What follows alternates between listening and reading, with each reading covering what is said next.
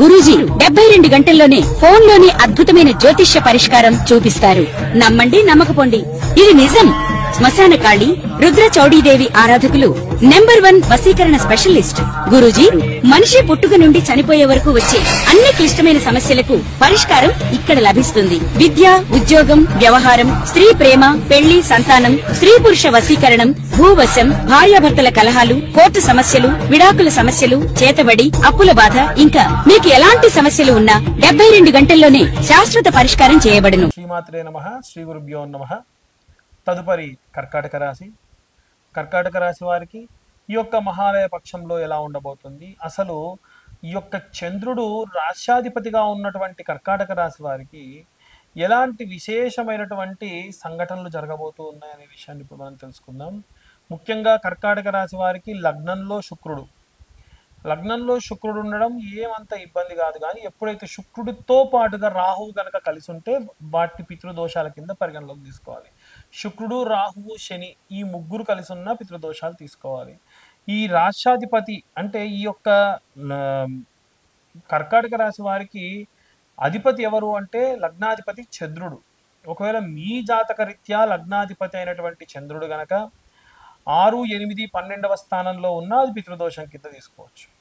అలాగే మీకు లాభాధిపతి అయినటువంటి ఈ యొక్క కర్కాటక రాశి వారికి లాభాధిపతి అయినటువంటి కుజుడు ఎప్పుడైతే 1, 2, 4, 7, 8, 12వ స్థానాల్లో ఉన్నా అది కూడా మనం పితృదోషం కింద పరిగణలోకి తీసుకోవాలి.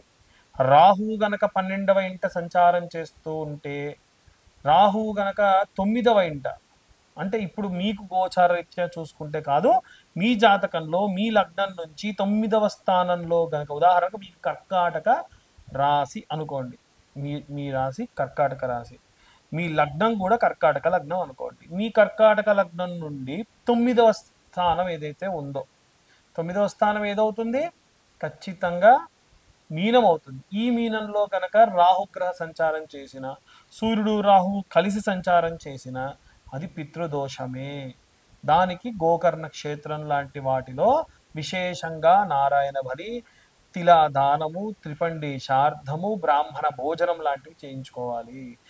ఇవన్నీ చేయించుకోవడానికి చాలా మంది 35,000, 40,000 ఖర్చులు పెడుతూ ఉన్నారు. 15 నుండి 21,000 రూపాయలు మాత్రమే చెల్లిస్తే అక్కడ దేవాలయ ప్రధాన అర్చకుల చేతితో మనకు త్రిపిండి శార్ధం, నారాయణ బలి లాంటి విశేష కార్యక్రమాలు చేయించిస్తారు. ఇక అందరూ కూడా ఎవరు అసలు మీ జాతకంలో పితృదోషాలు ఉన్నాయని ఎలా తెలుసుకోవాలి గురువు గారు అని అడిగే వాళ్ళు చాలా మంది ఉంటారు. మీ జాతకంలో పితృదోషాలు ఉన్నాయని తెలుసుకోవడానికి ఒకే ఒకటండి, ఏమిటంటే మీ date of birth, time, place కనుక వాట్సాప్ చేసి మీ జాతకం పూర్తిగా 60-70 పేజీల్లో తెలుసుకోండి. 2,025 రూపాయలు తీసుకొని మీకు జాతకం అంతా ఇస్తా. ఈ నెల జాతకం చెప్పించుకున్న వాళ్ళకి 2,025 రూపాయలు చెల్లించి జాతకం చెప్పించుకుంటే ఒక జ్వాలాముఖి మాల కూడా మీకు కొరియర్ చేస్తా. ఇలా చెప్పించుకున్నటువంటి వారికి మాత్రమే పూర్తిగా డీటెయిల్డ్గా మనం ఒకవేళ జాతకరీత్యా పితృదోషాలుంటే వాటిని పరిగణలోకి తీసుకొని చెప్పొచ్చు. ఇక ఈ మహాలయ పక్షాన్ని ఎలా వాడుకోవాలి, ఈ మహాలయ పక్షంలో మనకు పుణ్యం ఎలా సంక్రమిస్తుంది అనేటువంటి విషయాలు కూడా ఇప్పుడు మనం తెలుసుకుందాం. మన యొక్క జీవితంలో మనము ఉత్తమ గతులు చేరాలి, మన జీవితంలో మనకి సరైనటువంటి అవకాశం లభించట్లేదు, మన జీవితంలో మనం ఎన్ని ప్రయత్నాలు చేసినా సరే ముందుకు వెళ్ళలేకపోతున్నాం, వ్యాపారం ప్రారంభిస్తే నష్టాలు బాగా జరుగుతున్నాయి, సంతానం కోసం ప్రయత్నిస్తే సంతానం అందట్లేదు, వివాహం కోసం చూస్తే పిల్లలకు పెళ్ళిళ్ళు అవ్వట్లేదు, ఎందుకు ఇలా జరుగుతుంది అని చాలామంది ఇబ్బంది పడుతూ ఉంటారు. ముఖ్యంగా అండి, నేను ఉదాహరణకు మీకు ఒక విషయం చెప్తా, బాగా అర్థమవుతుంది. నాకు తెలిసిన ఒక వ్యక్తిని చూశాను, కలిసా, మాట్లాడా. ఆయన ఏనాడు పెద్ద పెద్ద పూజలు చేసిన వాడు కాదు, ఎవ్వరికి అంత పెద్ద పెద్ద సహాయం చేసిన వాడు కాదు. అతని పని ఏదో అతను నమ్మిన సిద్ధాంతం ఏదో అతను తప్ప, గుడికి వెళ్తే ఓ దండం అర్చన చేయించుకుంటే ఓ 50 రూపాయలు తప్ప పెద్ద గొప్ప భాగవతుడు కాదు. కానీ ఆయన మంచి కోటీశ్వరుడు, ఆ డబ్బు సంపాదిస్తాడు. అప్పుడు నేను ఆయన్ని అడిగా, సార్ ఎలా సార్ ఎన్ని కోట్లు ఇంత డబ్బు సంపాదిస్తున్నారు, నేను ఎప్పుడు మీరు హోమాలు చేయంగా చూడలేదు, ఇటువంటి పూజలు చేయంగా చూడలేదు అని అడిగితే ఆయన ఒక మాట అన్నాడు, నాదేం లేదండి, అంత పెద్దలు చేసిన పుణ్యం అన్నాడు. అంటే మీ తండ్రులు వారి తండ్రులు వారి తండ్రులు చేసిన పుణ్యము మీకు భాగంగా వస్తుంది. మీరు స్పెషల్గా చేయాల్సింది ఏం లేదు. మన తల్లిదండ్రులు మనకి ఆస్తి, అంతస్తు, అలాగే రోగములు కూడా వంశపారంపర్యంగా ఎలా ఇస్తున్నారో పుణ్యం కూడా అలాగే ట్రాన్స్ఫర్ అవుతుంది. ఇంకొంతమంది ఎన్ని పనులు చేసినా ఏమీ కావు, ఎన్ని పూజలు చేసినా ఏమీ కావు. దీనికి కారణం ఏంటంటే పితృదేవతలకు మనం సమర్పించేటువంటి, వారికి ఇచ్చేటువంటి, కనీసంలో కనీసం చేసేటువంటి మహాలయ పక్షంలో పితృతర్పణాలు, తిల ఉదకాలు, పిండ ప్రదానాలు. పితృతర్పణం అంటే నువ్వులు నీళ్లు వదిలిపెట్టడం. పిండ ప్రదానం అంటే ఇంతంత ఒక అన్నం ముద్దలా చేసి మన తండ్రికి, మన తాతకి, మన ముత్తాతకి వారి పేర్లు చెప్పి మనం వారికి ఈ యొక్క మహాలయ పక్షంలో పెట్టడం. అసలు ఈ మహాలయ పక్షం ఏంటి, ఇప్పుడు నేను చెప్పిన దానికి దీనికి సంబంధం ఏంటి అంటే, మన తల్లిదండ్రులు ఏమైనా పుణ్యం చేసి, మన తాత ముత్తాతలు ఏమైనా పుణ్యం చేసి చనిపోయి ఉంటే అక్కడికి వెళ్ళిన తర్వాతకి అక్కడ, అయ్యా నీ పుణ్యం ఉంది కదా, నీ పుణ్యం ఎవరికి ఇవ్వాలంటే నా నా మనవళ్ళు, నా పిల్లలు ఎవరైనా తిల తర్పణాలు వదిలినా, ఎవరైనా పిండ ప్రదానాలు చేసినా, ఒకవేళ నా తద్దినం అంటే నేను చనిపోయిన తిథి వాళ్ళకి తెలవకపోతే మహాలయ పక్షం అనేది ఒకటి వస్తుంది కదా, ఆ మహాలయ పక్షంలో నీ చవితి రోజు చనిపోతే చవితి నాడు, పాడ్యమి నాడు చనిపోతే పాడ్యమి నాడు, పంచమి నాడు చనిపోతే పంచమి నాడు, ఇలా ఎవరైనా సరే ఆయా తిథులలో గనక నా కోసమని తిల తర్పణాలు కానీ, తిల తర్పణం అంటే నువ్వులు నీళ్ళు వదిలిపెట్టడం, పిండ ప్రదానాలు అంటే ఇంతంత పిండి ముద్దతో, అన్నం ముద్దతో పిండం చేసి ఆ వాటిపైన నువ్వులు నీళ్ళు వదిలిపెట్టడం. అసలు మాకు తిథి తెలవదు, వారం తెలవదు, నక్షత్రం తెలవదు అనుకునేటువంటి వాళ్ళు ఈ యొక్క అమావాస్య, మహాలయ అమావాస్య వస్తుంది. ఆ మహాలయ అమావాస్య నాడు గనక ఎవరైనా సరే ఈ కార్యక్రమాలు చేసినా వాళ్ళు చేసిన పుణ్యం అనేటువంటిది వస్తుంది. మీరు ఈ కార్యక్రమాలు చేయలేదు, నేను ఇంటికి పెద్దోని కాదండి, మా అన్నయ్య చేస్తాడు, మా తమ్ముడు చేస్తాడు, మేమెందుకు చేయాలి, నేను ఇంటికి మధ్యవర్తిని, మధ్యలో ఉంటా, నేను మధ్య కొడుకుని, అసలు నాకు వీటి మీద నమ్మకం లేదు, ఇలా అంటే మీకు పిల్లలు పుడతారు కానీ మాకు పెళ్ళిళ్ళు కావు. మీ సంతానం కలుగుతుంది కానీ ఆ సంతానం అనేటువంటి వాడు అంగవైకల్యంతో పుట్టడము, మీ పుట్టినటువంటి పిల్లలకు ఎన్నో రకాలైనటువంటి ఇబ్బందులు కలగడము, ఇలా ఒకటి కాదండి చాలా రకాలైనటువంటి ఇబ్బందులు కలుగుతాయి. లేదా పెళ్ళిళ్ళు కావు, పెళ్ళిళ్ళు అయితే పిల్లలు కారు, పిల్లలైతే వాళ్ళకు సరైనటువంటి ఉద్ధతగతులు కలగవు, ఇలా ఎన్నో ఎన్నో రకాలైనటువంటి ఇబ్బందులు కలగవచ్చు. కాబట్టి వీలైనంత వరకు కూడా ఈ యొక్క మహాలయ పక్షంలో, పితృపక్షాలలో ప్రశాంతంగా మీ తల్లిదండ్రులకు చేసేటువంటి కార్యక్రమాలన్నీ కూడా ప్రాపర్గా చేయండి. లేకుంటే మీ యొక్క వంశాభివృద్ధి జరగదు, గోత్రాభివృద్ధి జరగదు. ఇప్పటి వరకు మేము మీకు చెప్పిన విషయాలు చాలా కూడా గోచార రీత్యా చెప్పేటువంటి విషయములు మాత్రమే. పూర్తిగా మీ జాతకం విశ్లేషణగా కావాలంటే ఖచ్చితంగా చాలామంది మీ పేరు, డేట్ ఆఫ్ బర్త్ టైం లేని వాళ్ళు ఫోన్ చేస్తున్నారు. మీ డేట్ ఆఫ్ బర్త్ టైం లేకపోతే మీ ప్రాబ్లం ఏంటో వాట్సాప్ చేయండి, దానికి సరైనటువంటి రెమెడీ పంపిస్తాను మీకు. దానికి కేవలం 504 రూపాయలు తీసుకుంటా. లేదండి నాకు మొత్తం జాతకం కావాలి, నా జాతకం ఏమిటి అంతా తెలవాలి అనుకుంటే 2025 రూపాయలు కడితే 60-70 పేజీల్లో జాతకం మీకు ఇస్తా, మీతో డీటెయిల్గా మాట్లాడతా. దానికి కాను నేను ఛార్జ్ చేసేది 2025 రూపాయలు ఛార్జ్ చేస్తా. డీటెయిల్డ్గా జాతకం విశేషంగా తెలుసుకోవచ్చు. ఇవి ఈ యొక్క పితృపక్షాలలో ప్రతి రాశి వాళ్ళు, అసలు పితృదోషాలు ఉంటే ఇవి అన్ని పోగొట్టుకోవడానికి నారాయణ బలి లాంటి పెద్ద పెద్ద పూజలు చేయించాలి. అలాంటివి చేయించకుండా మనం ప్రశాంతంగా ప్రతి సంవత్సరం వచ్చేటువంటి మహాలయాల్లో ఈ యొక్క తిలదర్పణాలు చేసుకోవడం చాలా మంచిది. ఇంకొకటి ఏమిటంటే, ఎవరైతే ఈ నెల జాతకం చెప్పించుకుంటారో జాతకం చెప్పించుకున్న వారికి ఈ యొక్క జ్వాలాముఖి మాల కూడా ఇవ్వడం జరుగుతుంది. ఆసక్తి కలవారి కింద ఉన్న నెంబర్కి కాంటాక్ట్ చేయొచ్చు. సర్వే జనా సుఖినో భవంతు స్వస్తి. అసలు పితృపక్షం అంటే ఏంటి, ఈ పితృపక్షాన్ని ఎందుకు పెట్టారు, అసలు పితృదేవతలు చేసిన పుణ్యం మనకెలా వస్తుంది, అసలు పితృదోషాలు ఉంటే మన ఇంట్లో ఏ ఇబ్బందులు వస్తాయి, మనం ఈ పితృదోషాలు పోగొట్టుకోవడానికి ఏ మంత్రం చదవాలి, ఎలాంటి దానాలు ఇవ్వాలి అనే విషయాన్ని ఇప్పుడు తెలుసుకుందాం. విశేషంగా పితృదోషాలు అనేవి ఎలా వస్తాయి, ఎలా పోతాయి, అసలు పితృదేవతలకు మనం ఎలా చేస్తామంటే, మనకు ఒక సంవత్సరం అయితే పితృదేవతలకు ఒక రోజు, ఆ రోజున వారికి గనక మనం కరెక్ట్గా భోజనం పెడితే వాళ్ళకు ఆ రోజు ఆకలి తీరుతుంది. వాళ్ళు చేసిన పుణ్యం మన పిల్లలకు, మన ముందు ముందు తరాలకు వస్తాయి. కాబట్టే పితృదోషాలు ఆ ప్రకారంగా పోతాయి. ఆ ప్రకారంగా అందరూ కూడా విశేషంగా ఈ యొక్క పితృదోషాలు పోగొట్టుకోవచ్చు. అయితే మనకు చాలా మందికి ఏమైందనంటే, పూర్వము మనందరం కూడా ఏంటంటే చిన్న చిన్న మట్టిలలో ఉండేవాళ్ళము. అప్పట్లో రాసిచ్చిన పేపర్‌లో తాళపత్రాలు పోయేవి వర్షానికి. అయ్యో! మా నాన్నగారు చనిపోయిన రోజు గుర్తులేదండి, తిథి గుర్తులేదండి అని బ్రాహ్మణ్ణి అడిగితే, అయ్యో! నాకు తిథి గుర్తుందిరా నాయనా, నాకు తిథి గుర్తుంది గానీ మరి ఏ మాసమో నాకు గుర్తులేదని బ్రాహ్మడు చెబితే, అప్పుడు ఎలా అంటే మహాలయ పక్షం అనేటువంటిది ఒకటుంది. ఈ భాద్రపద మాసంలో వచ్చేటువంటి ఈ యొక్క బహుళపక్షాన్ని మహాలయ పక్షం అంటారు.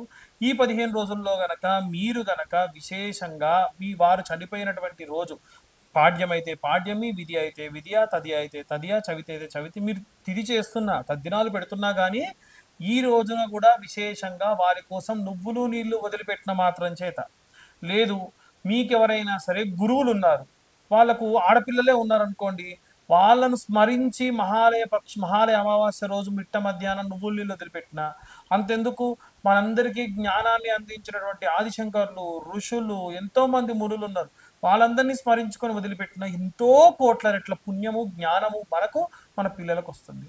కాబట్టి ఈ మహాలయ పక్షం ఎంతో గొప్పది. దాని వలన మనం ఎంతో మంచి చేసుకోవచ్చు. అయ్యా మేము గృహప్రవేశాలు చేసామండి, గృహప్రవేశాలు చేస్తే మరి ఇది చేయొచ్చా? నిర్మోహమాటంగా చేయొచ్చు. అసలు మన పెద్దల పుణ్యం లేదు, మనం ఇల్లు ఎలా కట్టుకుంటాం, పిల్లల పెళ్ళిళ్ళు ఎలా చేస్తాం? లేదండి మా అమ్మాయిని నేను కాలు గడికి కన్యాదానం చేశాను, మన కన్యాదానం చేస్తే ఆ పుణ్య ప్రతిఫలం రాదంట కదా, తప్పు మాట. ఎట్టి పరిస్థితుల్లో కన్యాదానం చేసిన వాళ్ళు కూడా చెయ్యాలి. మీ అన్నదమ్ములు చేస్తుంటే వాళ్ళతో పాటు కూర్చోవాలి, వాళ్ళతో పాటు తిల ఉదకాలు వదిలిపెట్టాలి, ఖచ్చితంగా చెయ్యాలి. ఈ తద్దినాలు చెయ్యము, మా పితృదేవతలకు చేయమనంటే అది వంశాన్ని కట్టి కుదిపేస్తుంది, చాలా పెద్ద దోషం. ఒకవేళ మేము పెళ్లి చేసామనో, మేము ఇల్లు కట్టుకున్నామనో, మా కోడలు ఉదాహరణ కొంతమందికి 9వ నెల ఉంటుంది కోడలు, మా 9వ నెల కోడలు ఉందండి, వదిలిపెట్టాల్సిందే, నువ్వులు నీళ్ళు వదిలిపెట్టాల్సిందే, ఏ తప్పు లేదు దాంట్లో, ఏ దోషం లేదు, ఎవరైనా చెబితే కూడా తప్పు. కొంతమంది యజ్ఞాలు, హోమాలు, పెళ్లిళ్ళు చేసుకునే ఇల్లులుంటే పిండాలు మాత్రమే పెట్టకుండా తిల ఉదకాలు వదిలిపెట్టండి అని చెప్తారు. అది శాస్త్రంలో ఒక చిన్న నియమం మాత్రమే తప్ప అసలు కార్యక్రమమే చేసుకోకూడదు. చాగంటి గారు లాంటి వారు కూడా ఎన్నో సందర్భాల్లో చెప్పారు, అందరూ కూడా చేసుకోవాలి. దయచేసి పితృపక్షాల్లో మనం బ్రాహ్మణులకు ఇచ్చేటువంటి తిథి అన్ని చేసుకోవాలి. లేదండి మాకు తిథి తెలవదు, వారం తెలవదు, నక్షత్రం తెలవదు, ఏ రోజు చనిపోయారు అన్న వాళ్ళు మహాలయ అమావాస్య రోజు పెట్టుకోవాలి. అయితే మేమన్నీ కూడా కరెక్ట్గానే పెడుతున్నామండి, జాతకరీత్యా మాకు పితృదోషం ఉందండి, మేము పితృదోష నివారణ పూజలు కూడా చేయించామండి అనే వాళ్ళు కొంతమంది ఉంటారు. కొంతమందికి ఒక చిన్న భయం ఉంటుంది లోపల, నేను వాళ్ళకి తిల తర్పణాలు, పిండ ప్రదానాలు చేసేటప్పుడు ఏదో తప్పు చేశానేమో, నేను శుద్ధత పాటించలేదేమో అన్నటువంటి భయం, ఇబ్బంది ఉంటుంది కదా. వాళ్ళు ఒక మంత్రం, 2 మంత్రాలు ఉంటాయి, ఆ మంత్రం చదువుకోవాలి. ఆ మంత్రం ఏమిటో ఇప్పుడు మీకు క్లియర్గా నేను చూపిస్తా. వీలైతే ఈ మంత్రాన్ని అందరూ కూడా చూడండి, అందరికీ కూడా కనిపిస్తుంది అని నేను అనుకుంటూ ఉన్నానండి. ఈ మంత్రం వీలైతే స్క్రీన్ షాట్ తీసి ఈ మంత్రాన్ని అందరూ కూడా చదువుకోండి. ఓం శ్రీం పితృదోష నివారణాయ కేశం హన హన సుఖం శాంతిం దేహి పద్ స్వాహ. ఈ మంత్రం ఈ మహాలయ పక్షంలో, ఒకవేళ ఇది టెలికాస్ట్ అయ్యేసరికి మహాలయ పక్షంలో 5 రోజులు పూర్తయినా పర్వాలేదు, అమావాస్య నాడు విశేషంగా ఈ మంత్రం చదివితే మంచిది. ప్రతిరోజు చదువుకోవచ్చు, కేవలం 21 సార్లు చదివితే చాలు. మరొకసారి చూడండి. ఓం శ్రీం పితృదోష, ఓం శ్రీ పితృదోష నివారణాయ కేశం హనహన సుఖం శాంతిం దేహి పద. ఈ మంత్రాన్ని 21 రోజుల పాటు 21 సార్లు ఈ యొక్క చదివితే మంచిది. పితృదేవత గాయత్రి అంటారండి ఈ మంత్రం విశేషంగా. మరి ఈ మంత్రం ఎలా చదవాలి అనంటే, ఓం పితృగణాయ విద్మహే జగద్ధారిణి ధీమహి తన్నో పితృ ప్రచోదయాత్. ఓం పితృగణాయ విద్మహే జగద్ధారిణీ ధీమహి తన్నో పితృ ప్రచోదయాత్. ఇలాంటి మంత్రం చదివినా ఒకవేళ పితృదోషం వల్ల ఇబ్బంది పడుతున్న వాళ్ళందరికీ కూడా దోషం పోతుంది. అయితే చాలా మందికి పితృదోషాలు ఉన్నాయనేటువంటి సంగతి తెలియదు. జాతకంలో ఇప్పుడు నేను మీ యొక్క రాశి ఫలం చెప్పినప్పుడు కూడా క్లియర్గా చెప్పా. మీ యొక్క లగ్నం నుంచి 1, 2, 4, 7 ఇలా కొన్ని కొన్ని రకాలైన క్యాలిక్యులేషన్స్ ఉంటాయి. అవి తెలుసుకోవడం, మీ పేరు, date of birth, time, place కనుక ఇచ్చారనుకోండి, 2025 రూపాయలు కడితే వాళ్ళకి డీటెయిల్డ్గా జాతకం గురించి ఎక్స్ప్లెయిన్ చేస్తాం. జాతకం గురించి ఎక్స్ప్లెయిన్ చేసి డీటెయిల్డ్గా జాతకం అంతా కూడా పూర్తి జాతకం మీ దాకా అందించి 60-70 పేజీల్లో మీకు జాతకం అందిస్తాను. 2025 రూపాయలు తీసుకొని, జాతకంలో పితృదోషం ఉంటే ఉందండి, ఇగో ఇక్కడ ఇలా ఉంది, ఈ గ్రహ సంచారం ఉండడం వల్ల మీకు పితృదోషం ఉంటుందమ్మా అని చెప్పి మీతో డిస్కస్ చేయడం జరుగుతుంది. ఈ నెల ఎవరైతే జాతకం చెప్పించుకుంటారో వారికి జ్వాలాముఖి మాల కూడా ఉచితంగా ఇవ్వడం జరుగుతుంది. జాతకం చెప్పించుకున్న వాళ్ళకు మాత్రమే, ఈ వీడియో చూసిన వాళ్ళకు ఉచితంగా ఇవ్వడం కాదు. ఇంకొకటి ఏమిటంటే, ఈ పితృదోషాలు ఎలా పోగొట్టుకోవాలి, మాకు పితృదోషం ఉందని తెలుసు ఆల్రెడీ కొంతమందికి అంటే, గోకర్ణ క్షేత్రంలో ఆలయ ప్రధానార్చకులు వారి చేత్తోనే ఈ యొక్క త్రిపిండీశార్థము, నారాయణ బలి, తిలోదక తర్పణములు, బ్రాహ్మణ భోజనములు, మీ ఫుడ్, అకామిడేషన్ అన్ని కూడా అరేంజ్ చేయడం జరుగుతుంది. దానికి కాను 15 నుంచి 21,000 రూపాయలు మాత్రమే ఛార్జ్ చేయడం జరుగుతుంది తప్ప ఎటువంటి ఎక్స్ట్రా ఛార్జెస్ చెయ్యరు. చాలా మంది బయట 30-40 వేల రూపాయలు ఖర్చు పెట్టుకొని ఇబ్బందులు పడుతూ ఉన్నారు. కేవలం 15 నుండి 21,000 రూపాయలతో మీకు డీటెయిల్డ్గా ఈ యొక్క గోకర్ణ క్షేత్రంలో పూజ, ఫుడ్, అకామిడేషన్ అంతా కూడా ఉంటుంది. ఆసక్తి గల వారి కింద ఉన్న నెంబర్కి కాంటాక్ట్ చేయొచ్చు. సర్వే జన సుఖినో భవంతు. ఎవ్వరు కూడా ఈ పితృదోషాలు పోగొట్టుకో, ఈ పితృ దేవతలకు సంబంధించి పూజాది క్రతువుల్ని అశ్రద్ధ చేయకండి. ధన్యవాదాలు.